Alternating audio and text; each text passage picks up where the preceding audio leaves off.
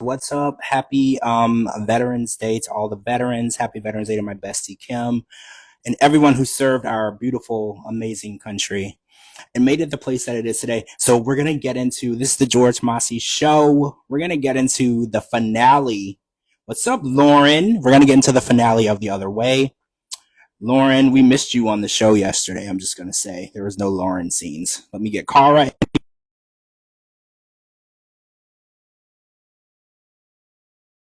So after the first hour, I was like, why isn't this ending?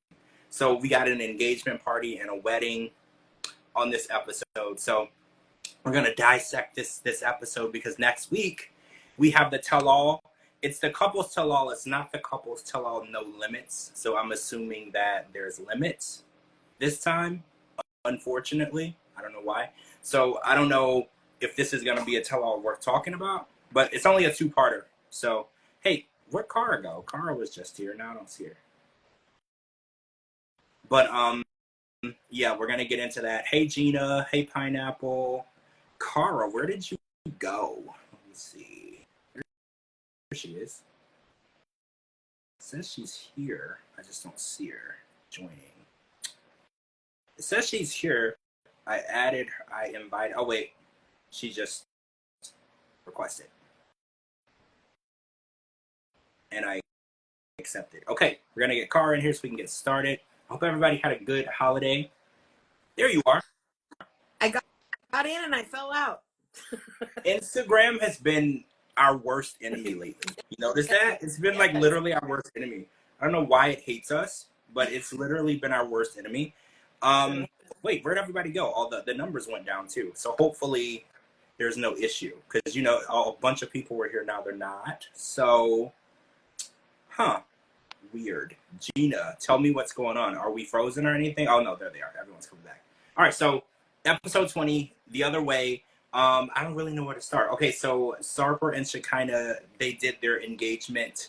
Well, he proposed to her, and he did their engagement where he did like the first of all, I wanted to get your opinion because he didn't ask traditionally like, "Will you marry me?"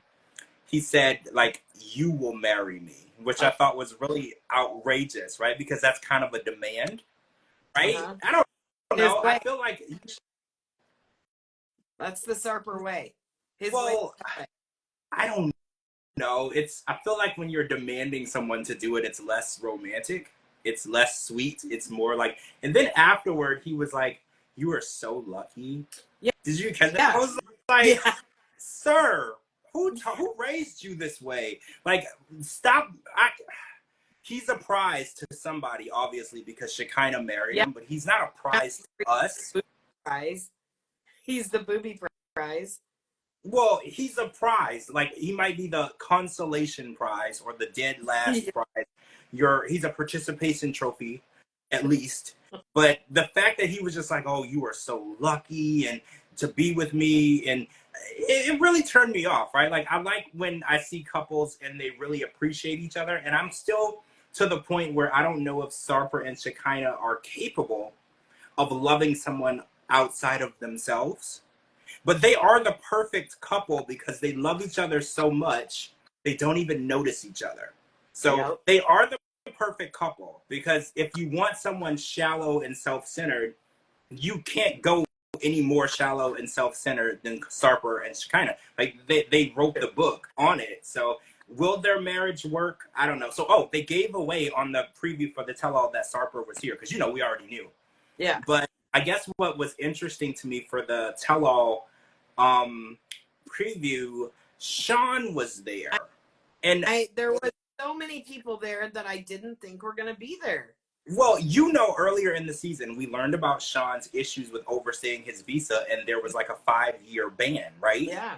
So how is he here? I have like a billion questions because I was just like, so, and also it was never an option for Sean to ever uproot his life and come to Joanne's life because we were under the impression the visa wouldn't allow it. But if the case is obviously not true because he's here. Well, he was here. I don't know if he's still here. So why do you think it was never an option? Because they both have young children. Yeah. So he expected Joanne I mean, obviously she has an 18-year-old. That's not grown. That's not grown enough, to be on his own. But he and Joanne both have a young child, one boy, one girl. Why did he think it was all on her to leave that little boy or to uproot that little boy? And that wasn't an option for him. I was always questioning that throughout the season. And I kept going back to, oh, he probably can't.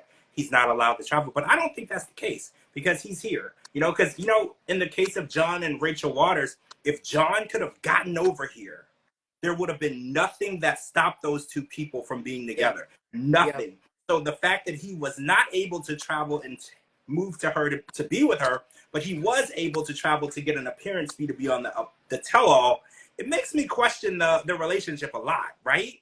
I think I don't think he was like actually banned. I think he might have got in trouble. They probably cleared it up because they did get married.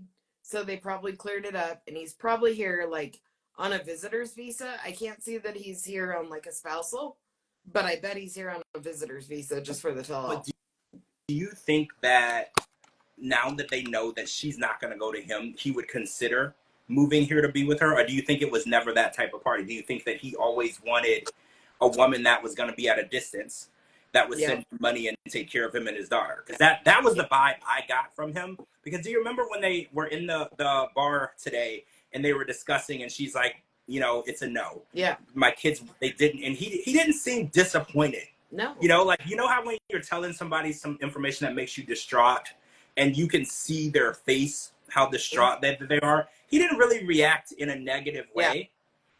His words were making it seem like he was disappointed, but I'm not 100% sure that he was, because the way that he reacted, okay, so James and Tata, for instance, we saw James made a executive decision and he bought a ticket. He went back to the U.S. to get a job because he's a man and a man needs to take care of his wife. He made a promise to her dad to do that. And, Tata cried like hell, right? Like it was hurtful to her. Well, I mean, everything. Cry. But when we're watching Sean and Joanne, he didn't cry. He didn't seem upset. He didn't seem sad. He was just like, okay, so when are you going to come see me next? Because I think this was what he always wanted. He wanted her at a distance because if she's not there, he can do whatever the hell he wants. Yep. And I guarantee you it's other women, right? I can guarantee you it's other women. And as long as she's at a distance and she's wiring him money or Western Union, whatever you do to get money to Ireland, he's able to live with mom, and mom's taking care of daughter, and he's out being a whore, right? I feel like that's exactly what's going on. Yeah, me too. I felt that all along because something's, like I said in the beginning, she's got young kids, he's got young kids, and it was never up for negotiation. It was, and he didn't introduce her to mom. There was all kinds of things that were off, and it just didn't make sense. She's a business owner, the boxer. Well, I think it's the not meeting his mom when she was there and they've been married for 2 years is like a huge red flag for me. Yeah. I mean, but you brought this up earlier. He is married in his home country. So if he wanted to go and marry someone else, he can't. Yeah. So this is real where he is. Because, usually, wait, did I not say that from the beginning? Yeah, Gina, you did say that. This is real in his country. So if he's like looking to collect wives, that's not a thing in Ireland. He would have to actually divorce her. But yeah, how does that work? Like, does he have to serve her here if he wanted to divorce her there? Or I've always wondered how it works in the two different countries, just like Josh and Lily are now legally married in both countries. Both countries, exactly. And so is James and Tata. They're both legally married in both countries. So, like, if either one of them want to call it quits, I think it's going to be a whole lot more than Sean and Joanne. Yeah, you're right. See, this is really interesting. So, Sean and Joanne, they made it seem like they were going to continue it, like keep it going somehow. Well, Joanne did. Sean made it seem like, waiting that long was going to be too much for him, which I don't know. I think this is kind of what he's always wanted it to be. Like, I don't know how many times they saw each other in those 2 years, but I'm assuming not very frequently if her sons didn't figure it out, right? Yes. Like, I feel like if you continually go to the same place over and over in a short amount of time, people are going to start wondering, who are you going to see? It's not about the beach, right? It's not about the beach. It's not about a theme park. It's not, there's something there that you're continually going to see. And so I'm assuming in the 2 years, maybe they saw each other 2 or 3 times. So Yeah. maybe that was enough for Sean. And she never talked about money. Like, so I really do believe she's taking care of him, because I just don't know what he does. I know he's an MMA fighter, and I know, Gina, you looked up a lot of the information trying to find him as a fighter and his stats. We weren't able to find anything, and if it's the internet, it has errors, but we didn't see where he's fighting regularly. Right. And, I've talked to a lot of MMA fighters, and it's how frequently you fight where you get paid. So, like, say for instance, a fighter might have 2 or 3 fights a year. Then throughout the year, they usually have another job that keeps them afloat during that time, because you don't. And sometimes a fight can be, depending on how low your stat is, between $1,000, $2,000, $3,000 per fight. You only get 2 or 3 per year if you're good. It's not like you're fighting And for he people. spent that on his teeth, because he certainly didn't spend it on a place to live. No, I mean, the living with his mom thing, and he never really explained it. You know how some people have a story? Like, for instance, I've heard people where it was a man, he was married, they had a child, and the wife unfortunately passed away tragically. And, a tragedy happened, and then they were in a dark place, and then he ended up moving in with his mom, and that's how he coped. He never explained why he ended up with his mom, and why it's not even an option for him to leave his mom's house. Like, that's interesting for me, because I was like, well, what's your explanation as to why you're a grown man and a dad and unemployed and still with your mom? Hey, Jal, there's a lot left to be discovered with him. Yes. And did you see that he was pretty what do you call it, confrontational with Inky at the tell-all, right? He called him a scumbag, a piece of crap. And it's like, you're kind of the same, honestly, because you got married and didn't tell your mom or your daughter for 2 years. Like, that kind of makes you a scumbag too, because Joanne's kids, as much as they love her, she's been in Ireland this whole time, and they haven't been having any conversation, no communication. And that kind of bothered me, because I was like, you shouldn't be here with him. You should be with your children, making sure that they're okay. And, I hate to call, like, dick chasing, but if your children are hurting or upset or sad or in a dark place, there's a million places that you can be, but where you need to be is with your kids. Right? And whether no matter what her decision would be, I mean, I respect that she decided not to go, but even if she did decide, she should have been, when they left, she should have left with them, so she could have checked on their mental well-being and where they were. The fact that she stayed there for weeks after and didn't even have any communication with them, that rubbed me the wrong way. Because I was like, your oldest, even her oldest, because I keep saying he's grown.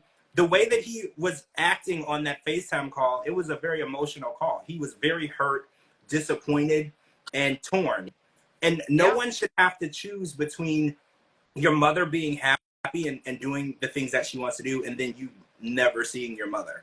You shouldn't have to choose between those. And the fact that she put both of her kids, not just the 18-year-old, but the 8-year-old, in that space, in that place where they have to choose. No child at that age should have to choose a parent. And mind you, they already had to go through this because she's divorced. So they already had to go through separation of a parent, which is something that is, we've learned through science and statistics, that is very detrimental to a child's mental development and their emotional development. Well, so they've already been through that. And the fact that the youngest hasn't even said anything good or bad says that he just doesn't want to talk to her. And I don't blame him. That is hurt, because children that young, they don't know how to communicate emotion. So he just doesn't want to talk to her, because talking to her is going to force him to force out the emotion that he doesn't really understand. So the fact that he won't even talk to her, and I was like, so your youngest won't talk to you, and it didn't click in your head to get on a plane and go to him? Because if he feels he can't talk to his mother, who can he talk to? Right? Like, he's now in a place where he's alone. He doesn't have anybody that he can trust, because you went and did something, very, very backstabbing and distrustful and disloyal to your children. Right? And I was raised by a single mom. So my mom was the single most person in the world that I could trust. And I don't know how I would have fathomed life if my mom would have did something so horrible and disloyal to me, Yeah. because she's literally the only person in the world that I believed would never hurt me, Yeah. would never lie to me. So Exactly. imagine how these children feel. And I don't ever want to feel that way. And the fact that she left them there to deal with their emotions on their own, it kind of pissed me off. Yeah, it's very sad. Very sad. So Sarper told his parents at the engagement ceremony that he didn't want to move to America, but he didn't translate that to Shekinah. I know that it's BS because we already know he's here. And I know it's BS that he doesn't actually want to stay in Turkey. But I have a question. Do you think his family really wants him to stay, or do you think his family is good either way? I couldn't really tell. I don't know what's real or what's not, because with Sarper and Shekinah, they only have one facial expression, so I can't really tell what's going on. It's like a permanent poker face. Like when you have so much Botox and injections and facelifts and nose job. I don't know if they're being truthful or not, because, you know, normal people can really tell by expressions, you know, what people are really trying to say. I can't tell with them. So when I'm watching him talk to his family, I was like, so does his family already know he was leaving and this was planned? Like, I couldn't really tell. So what was your vibe? I mean, I think the family doesn't give two shits either way. They're thinking if he leaves, maybe he could find his other kid in whatever country. I think if he goes to America, it's, you know, more paychecks, whatever. He's probably going to send us some money. Either way, we don't see him enough. He's like going to marry the Joker. We'll see him on TV again. You know, I don't think they give two shits. I think his family feels the same way I do. If we don't see him again, it'll be too soon. I felt that way too. And I love that you brought up the kid that he was looking for last season. Not one single mention of this child again. And, you know, the bigger you get recognizable on TV, the more likely it is that you would be able to find someone. So you would think if he really wanted to find this child, well, not child, man at this point, he would keep talking about it, right? Like when you turn on the news, if there's somebody missing and their family really wants to find them, you will hear about it. I remember when I was in Ohio, there was a girl that was missing. And her mom, I used to run a video store, Hollywood Video. And her mom used to come in with flyers, and she would take the flyers, and she's like, oh, it's faded. Can I put up a new one, a fresh one, a color one? She was always looking for that girl until she found her. And the fact that he brought up this child once, said he really, really wanted to meet him, and then he's on national television a whole nother time and speaks of him 0 times, really makes me wonder, do you think that there's an actual child, or do you think he just made this shit up? I think he made the shit up, because remember he started like a GoFundMe to help him because like the Ancestry and the 23andMe and whatever, that's not available in Turkey.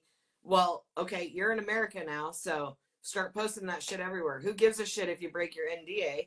Like, finding your child, if it's a legitimate child, would be more important than any, you know, $1,000 paycheck you're going to get from this episode or whatever. But why not do both? Why not use it as an avenue to help you? You know, when we meet certain, like Darcy and Stacey were really good at using being on the show as an avenue. All we ever heard about was House of 11. You know, like if you really want to push something, you will find a way to work it in. It'll be on their shirt. It'll be, they will work it in some way. So the fact that he didn't bother to work it into the conversation, I was like, so maybe the kid doesn't exist.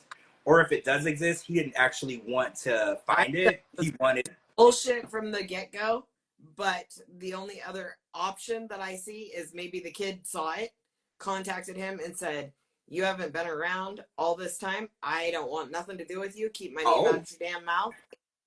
That's a thought too. You're right. Because, you know, if somebody has been gone for a really long time, see, this is what I've noticed when it comes to children that were like adopted or had an estranged parent. There's a curiosity to know who that person was. But since he was able to get a full picture of who his dad is, maybe just by watching the show, he might have saw it and was like, I don't want this person in my life. I thought that too. I was like, what if, because Turkey, you know, I don't know if it's easy to find people, hard to find people, or easier or hard to get information out. Because, you know, we have Amber Alerts here. We have so many different types of news outlets who will team up to find people. You know, we have the missing and exploited children. We have so many different ways that we try to get people in touch with people and finding people. So I don't know if it's the same in Turkey. But like you said, what if the son saw it and then watched the show and saw who his dad is and how his dad acts and the way that he ripped her hair out, and he was like, you know what, I had it better without you. Yeah. You know, it's very possible, because I know a lot of times that happens with people. I had a good friend, actually. She was adopted into a white family, but she was a black girl, and she wanted to meet her family, and she ended up meeting her family, and she realized, she was like, you know what, I had it better. Yeah. She was like, I had a better life. She's like, I love that I got to meet them and I got to spend time with them and know who they are and see where I came from. But she was like, I'm rolling with my family, you know, the people who stood up for me. And I was like, see, I respect that. You were able to see, experience, and know how blessed you are. Yeah. You know, and I think maybe you're right. The son was like, you know what, 2,500 women, he's bragging about it. He's got a whore list, and he's ripping women's hair out. I'm good. Yeah. You know, like, I'm good. That's not the type of influence, because what if the son has a child, or what if the son is in a relationship? He doesn't want that type of environment, you know, that type of influence, you know, in that child's life. So yeah, there's a possibility that maybe he was asked not to talk about it on the show again. Like, I don't want to be linked to you. That's very possible. There's times where, I think Statler said her family did it. They told her, don't use your real name. We're not filming a single thing with you, and don't come anywhere near us with this TV stuff. You know, there are times where families are like, you know, do what you want. It's your life. Leave us out of it. Yeah, and I can totally see that happening. If it was me personally, and I saw that being my father, my bio dad, acting that way, I would be like, don't have anybody come looking for me. Don't, just, we're done. We were done before this got started. We're done now. Like, leave me alone. Any money that you've collected from the GoFundMe, shut it down, refund it. Yeah. We're done. Give it back. Yep. Because I feel like, if anything, I hate to be like this, but him and Shekinah, I feel like if they did find the child, it would have been more of, let's get a camera crew and go meet them, so, because this will be a big scene. Yep. It wouldn't have been, I'm so glad to be reconnected with my son. It would have been, this can be a special episode where I'm going to get all this recognition for being the dad who went back and found his son. Like, I feel like it would have had an agenda, and that would piss me off even more. Because if you left your child on purpose, you didn't want anything to do with it, you tore the number up, how dare you think that you can come and gain from finding this person, you know? So, and I feel like that's just how they are. They're the type of people who will do anything to be on TV. And it always made me wonder, when he brought up the child, I was like, do y'all want to find him so you can film it? You know, that's the first thing I thought of. Yeah, me too. That was exactly what I thought. I was like, oh, here comes a spinoff of their own. No way. No, I won't watch it. Stop. I won't watch it. I mean it. Nope. I don't want to see them anymore. And I know that they're filming for Happily Ever After, and I can't change it. But I'm so over them. Like, honestly, I'm done. I'm so tired of Sarper and Shekinah. I'm almost to that point with Rob and Sophie. Yeah. And I know we're being subjected to Rob and Sophie on the Last Resort. And then after that, we're being subjected to Rob on the Singles House. So there's just some people who we're never going to get rid of. But, right? No, and I grew to like Rob, so I'm okay with that. But I'm not okay with more Gino and Jasmine. I'm not okay with more freaking Nuttily. Get these people out of here.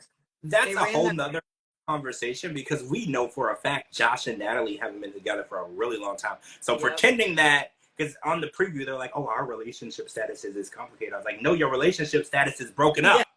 Stop lying. I was like, y'all are not together. You haven't been together for God knows how long, but you got a phone call that said you could be on a TV show, and you were like, we're doing that. Yep. And now we're being subject, because that's what Kalani and Asuelu did.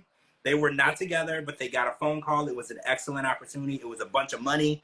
And they were like, yeah, we can re-break up on the show. We can totally do that for 20 grand, right? Like, we can totally do that. Because, you know, this family, Chantel and Pedro was already broke up, and they re-broke up on the show. You know that. That's what happened. They were not speaking, and then the phone call came. Certain situations, like, if you told me I was going to make 20 grand to do this, okay, I'll do it. If you told me I was going to make $1 million to go see Lydia and Nicole, sorry, I'm out. There's just not enough money. Well, she did get to go over there and curse them out. which was kind of fun to watch. Not enough money. I liked watching her curse them out. It was kind of fun. It was a little closure for me because I always felt like Lydia and Nicole probably needed to be put in their place a little bit. They need to be knocked into their place is what needs to happen. See, I don't want to condone violence, but they did. Nicole did launch a wine bottle at Chantel and Winter's head. Yeah. I do remember that, and that wasn't right. That's not right. The wine bottle can knock you the hell out. Yeah. All I wanted to do is like knock her braces down her throat and get those braces gone.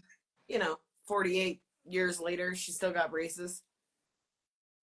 Well, I think what happened, she took them out so she could film because she didn't want them in, and then they weren't ready to come out, but she didn't want them in. But anyway, let's talk about this Corona, the glacier thing. So they went inside this man-made glacier, and there was a chapel in there, which was weird because I wouldn't get married in ice glaciers too cold. Also, the most janky ass Christmas lights. Literally, yes. like this is not even a real situation. I can't with any of this. None of this was. What solidified it for me? Well, we already knew, but what solidified it with me was she was like, technically, I'm still enrolled in my school. I just have to pay. And I was like, of course you are. Right. It's like, I just had this conversation with Shabuti on his podcast because I was like, why is it that the other way is just before the 90 days with a different name? Nobody is actually moving anywhere. Yeah. Right? Yep. It's before the 90 days with a different name. So, because with Corona, she was always going to this school. Yep. She was just going to be there for a few weeks, and this was before her semester. And look, Sarper and Shekinah, before they started filming The Other Way, the K-1 visa was already in process. And going back years, this is not a new thing. Ariella and Biniam did the same thing. Ariella lied and said she was going to move to Ethiopia. But then, just as it happened here, the second she gets to Ethiopia, his K-1 visa that he didn't know about, lies, is now approved, and now they're moving to the U.S. So I feel like people are using The Other Way as a segue to get on a different show. Absolutely. There needs to be a lease signed.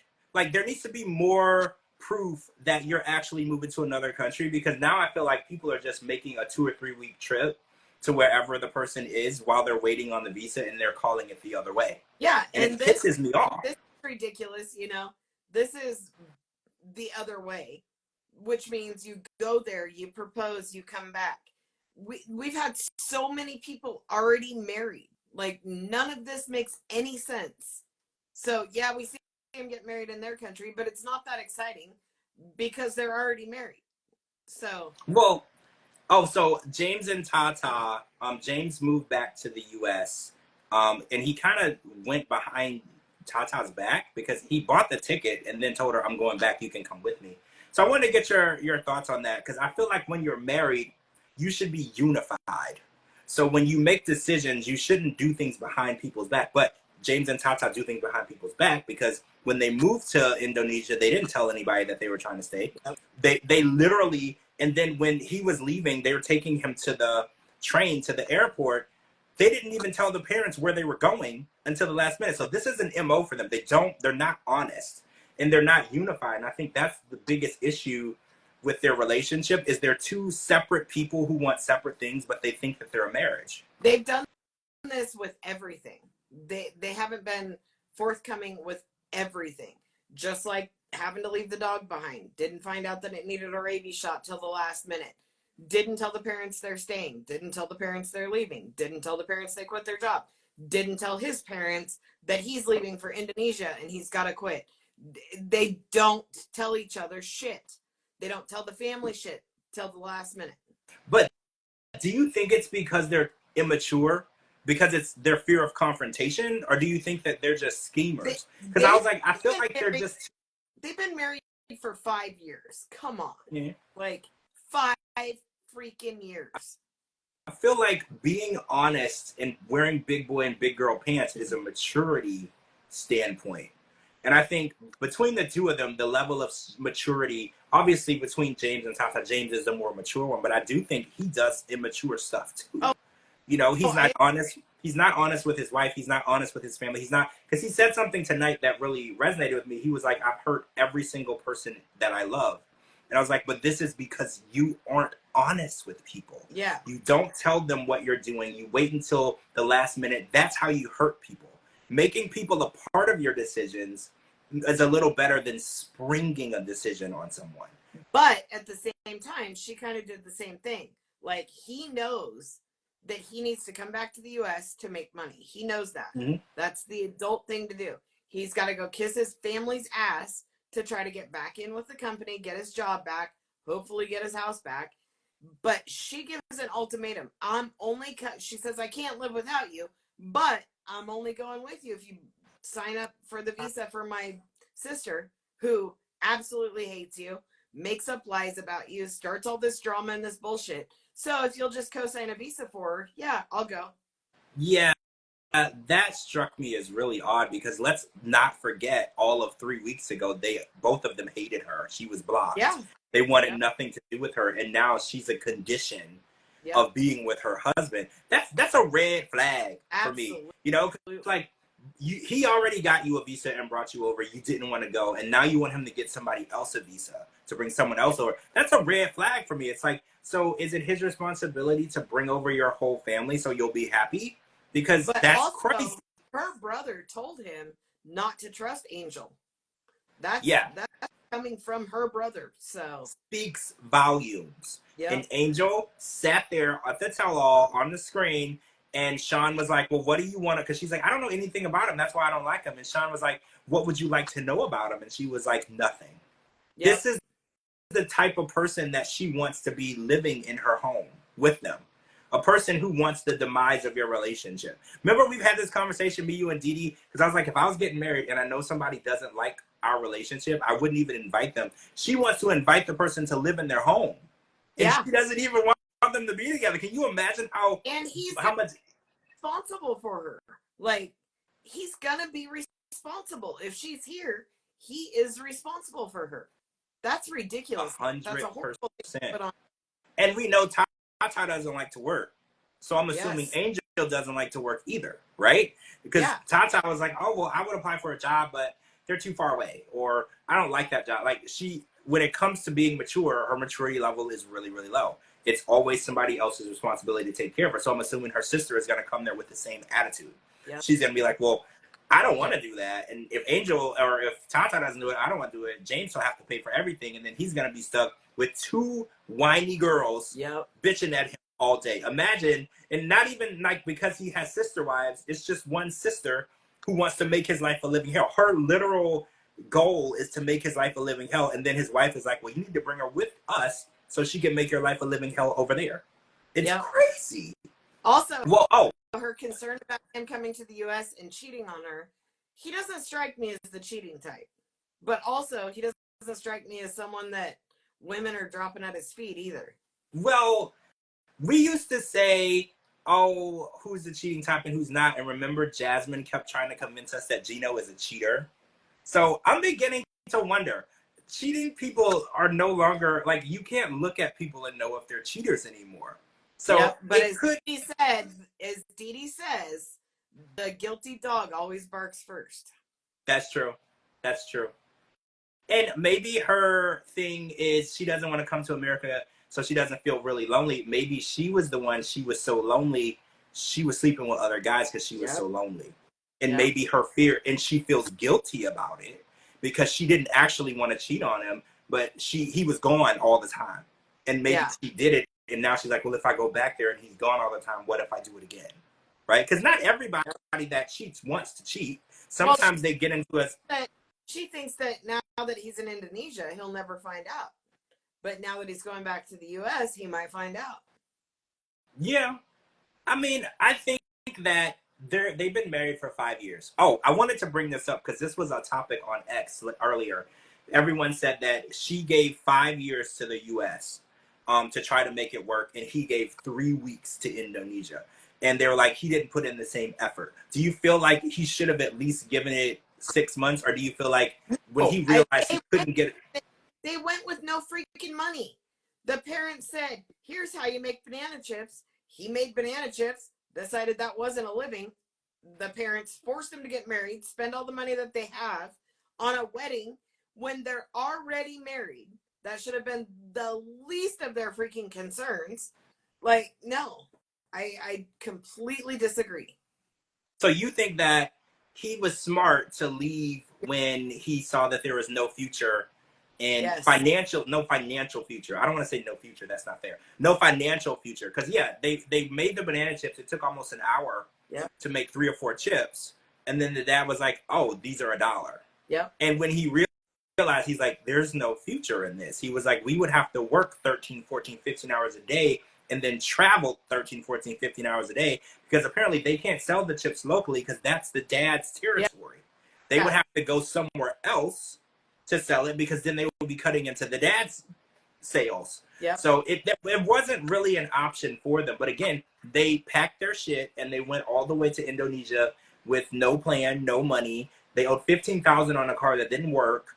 And yep. They were just assuming the parents were going to let them live there, which they did. But the parents also expected him to take care of his wife. That was the promise that he made. And nobody was really forcing him to do anything. I think that it was just his own personal guilt, right? Because the parents well, I don't know. The way they were pushing him having a kid and like there was some circumstances that would have pushed me the hell out of there. Well, the kid thing was crazy because kids equal money. Yeah. You know, like one kid, I think the statistics said almost $1 million to raise from 0 to 21.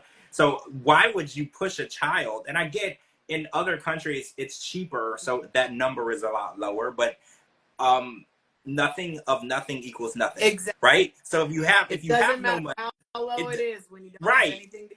And there was no way that he was going to get a job over there. And actually, Josh was explaining this on the podcast one time. He said that if you're in China or these other countries, they will hire a local person over you, even if you're qualified, because they feel like the local person speaks the language, the local person is more familiar with the customs. And if they do want to hire you, the company, you have to go and find a company that will sponsor you as an employee. And I guess there's like a tax break or something for the company, but you have to figure out who would do it, when, where, and how.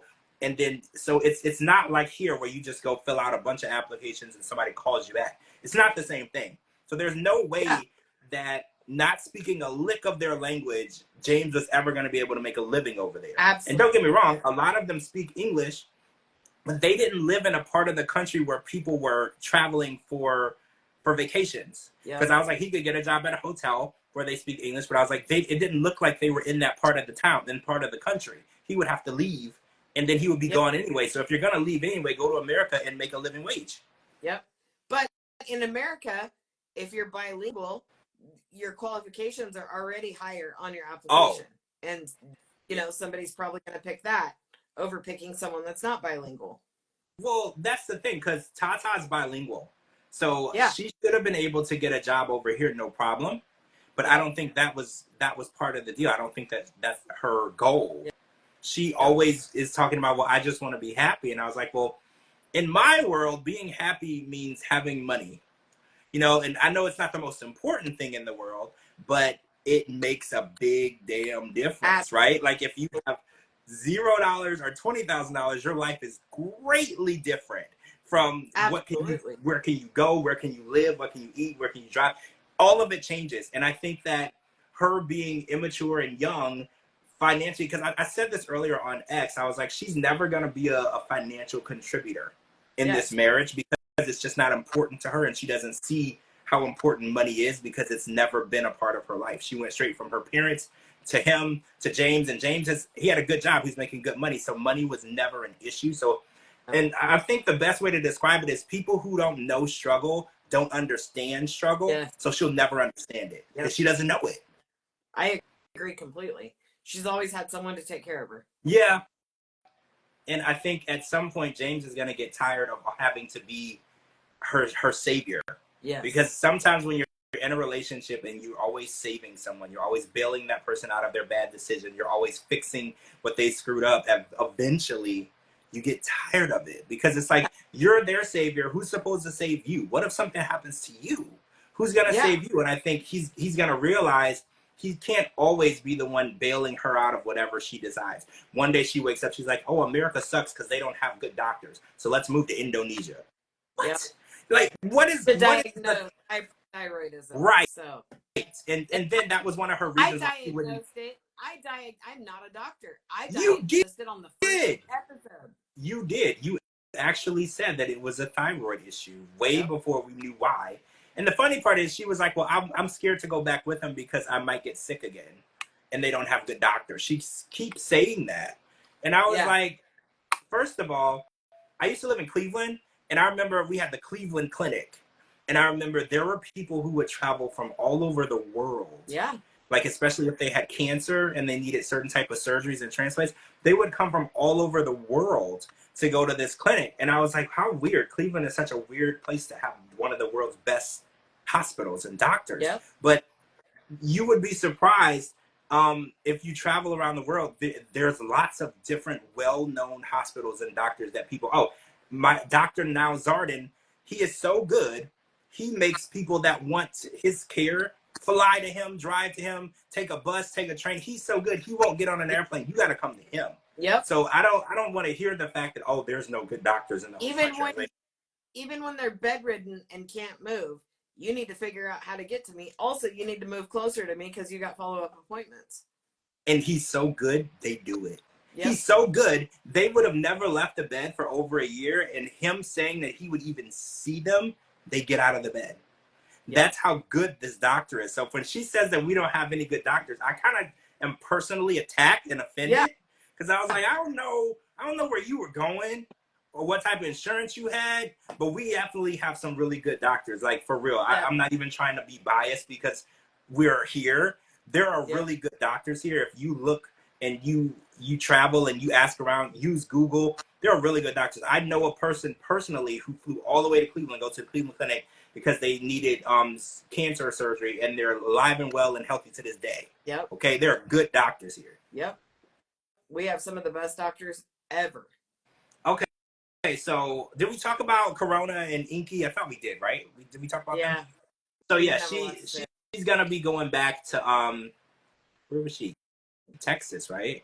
I believe it was. Wait, no, her family's from Texas. She was from like Philly.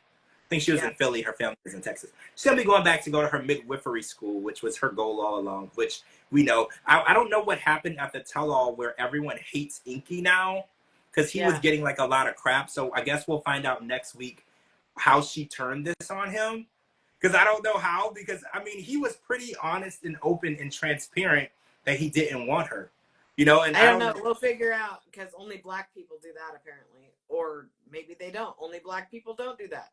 We're gonna find out. Well, we'll find out, because I don't know what she did to make everybody think that he's a piece of crap, because I was like, he was more honest this season than most of the guys. Yes. He was more honest. He basically told her, he was like, I don't want to marry you. We just met. I don't want you to give up on your dreams. If you want to be a midwife, go do it. He was super transparent. He didn't he didn't lie to her. He didn't lure her there. He didn't lead her on. Whatever she asked, he gave a straight answer. Yep. She didn't like it, but he did not lead her on whatsoever. So the fact that everybody hated him at the tell-all was very confusing for me, because I was like, well, I don't really know what he did to warrant being the bad guy here. You know, because he didn't do anything to make her feel like he was luring her to marry her and start a family with her and all this stuff. That was all in her head. She literally created all that in her head through her soft partnering, and she did that. So, yeah, we'll figure that out. But Josh and Lily got married. And were you the one who said that Lily was testing Josh and she had the money? It was you. It was you. Yep. You should be a psychic. You should start like a card reading thing or something. I don't need to. I can see through the bullshit. I don't even need cards. I was really, I don't know, when she said it towards the end, when she paid and she was like, oh, this was a test and now I'm not happy, and he failed. And I was like, she said that. That's capital letters in my notes. I'm like, I told you. You did. You most definitely did. And I think that what bothered me about the test, she knew his situation. She knew that he didn't have any money. She knew that he couldn't work. She knew that he was selling his house. And, you know, when you sell your house and it's not paid off, you know, you get the money and then you pay off the house. And sometimes you're upside down. Sometimes you get a little bit back. Sometimes you get a lot back. So he didn't get a lot back, right? And she knew that that money needed to last 5 years.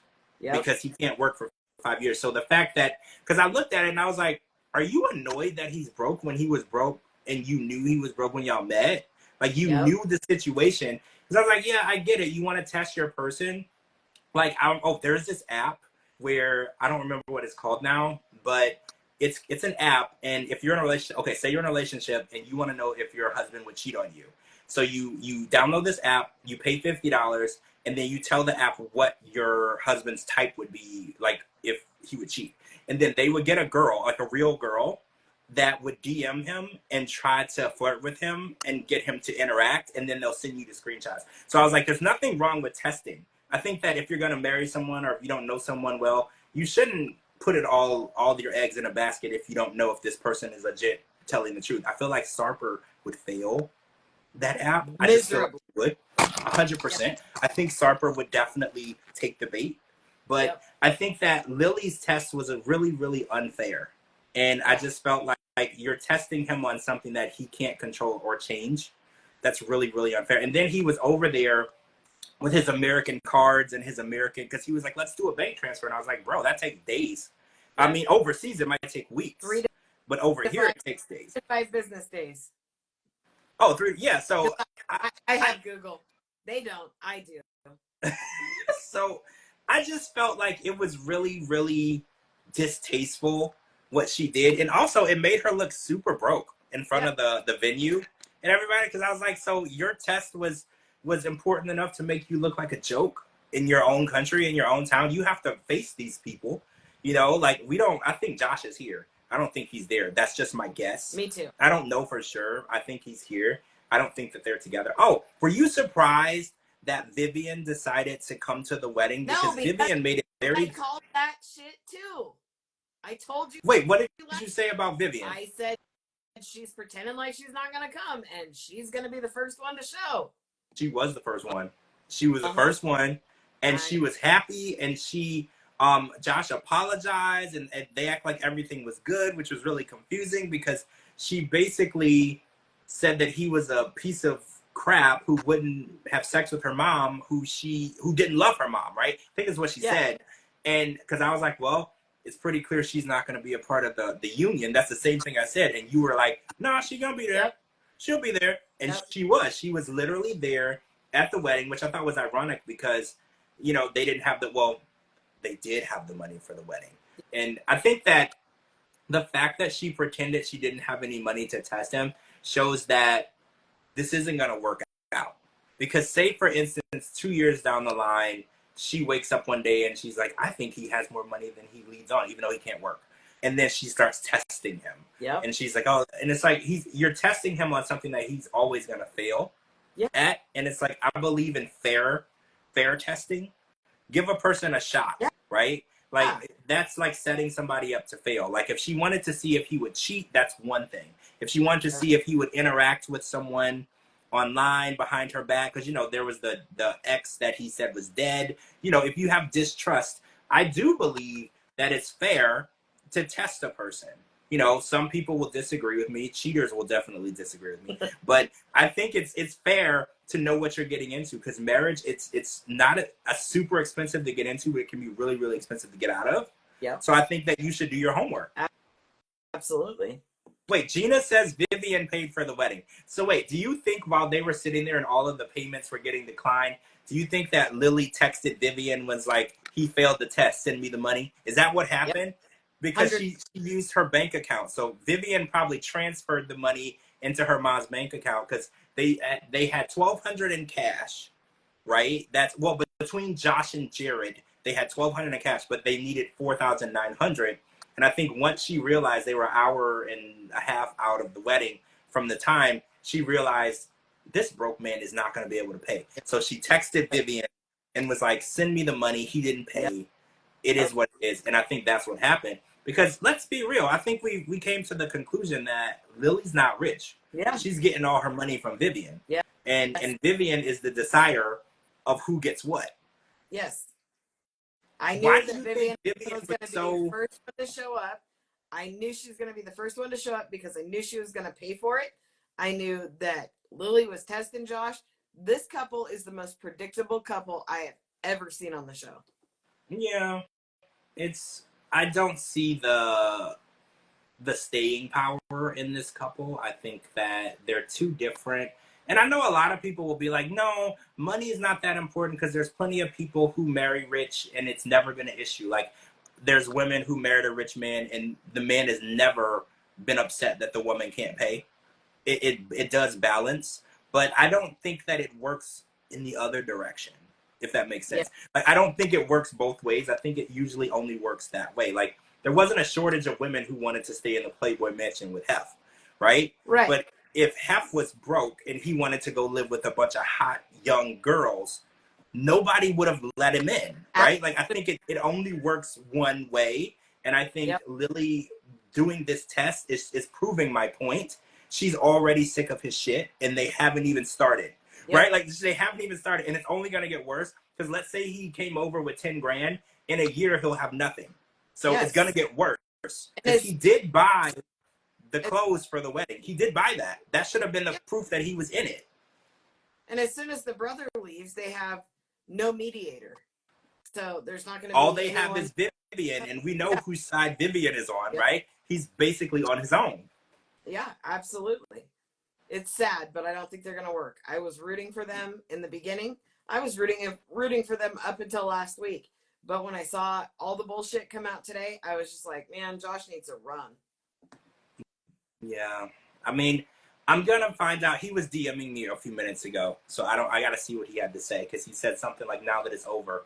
So I want to see if he had something cool to say. I don't know what he said, but I want to know if he actually is going to tell us where he's at. So next week, guys, we are hopping into the tell-all. It's not a tell-all, no limits. It's just a couple's tell-all.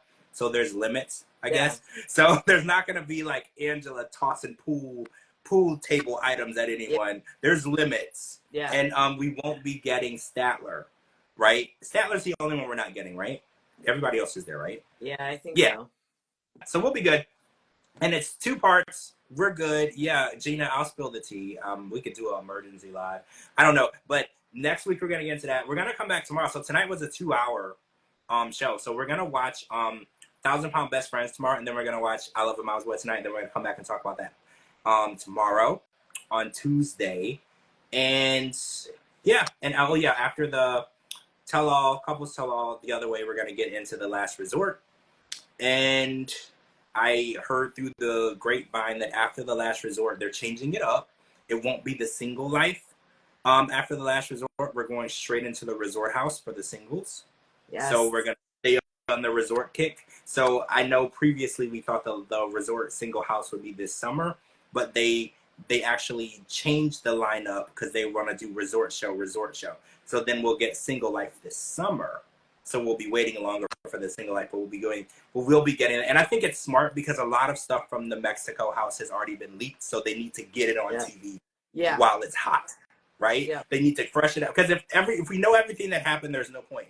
So I think that's why we're moving in that direction. They want to get it out there so people can stop leaking stuff. Yeah, for sure. Wait, I don't know. No, it's going to be interesting next week. Yeah, I'm excited. I always love a tell-all. Tell-alls are my favorite of the season. Me too. You know, I'm excited, and I'm glad that we're back to 2 parts instead of 4, 5, 6, 7 parts. You know, keep it simple. And yeah, I think we deserve 2-part tell-alls. We don't need 7-part tell-alls like before. All right, guys, make sure you're following Cara. She's tagged in this video. Make sure you're following me on all social media platforms at George Mossey, georgemossey.com. Anywhere you get your podcasts, type in The George Mossey Show. Wait, did I imagine seeing a ring on Shekinah's hand when they initially were seated at the table when he proposed and then no ring? Yes, you did see the ring already. Yes. That scene was filmed out of order. Yeah. So they actually took the boat to that area and then took the boat back. So when you saw the ring on her finger, that was actually after she accepted the proposal. So no, you were not crazy. That is exactly what you saw, Diva. So yeah, but everybody have a wonderful night and we'll talk to y'all tomorrow. Bye. Bye.